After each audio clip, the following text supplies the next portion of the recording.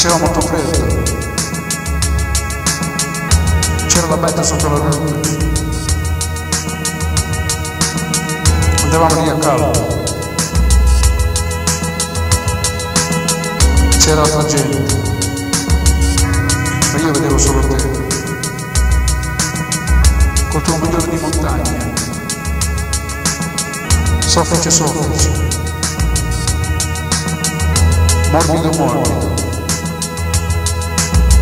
che a me piaceva tanto. Ti ricordi che io avevo le mani sempre fredde?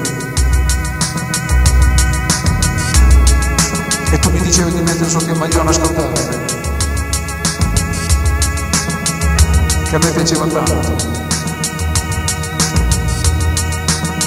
E sentivo il tuo cuore battere forte.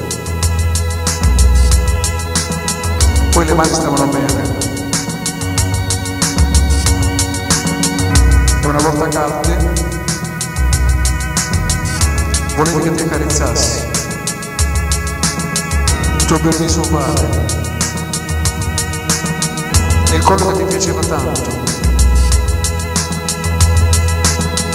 Che io ti facessi collare con le mie mani. E tu mi guardavi con tanta dolcezza. Poi facevamo l'amore. Facevamo l'amore.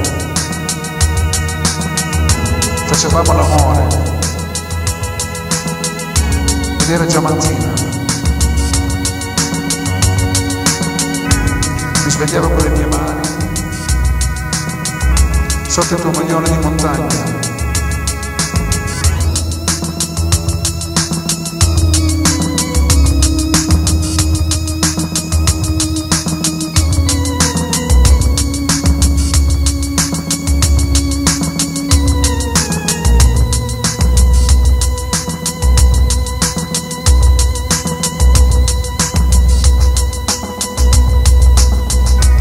Il maglione di montagna non lo metti più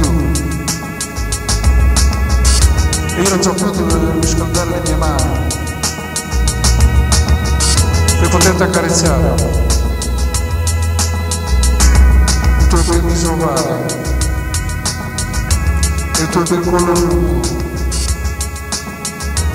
e sentire il tuo cuore battere.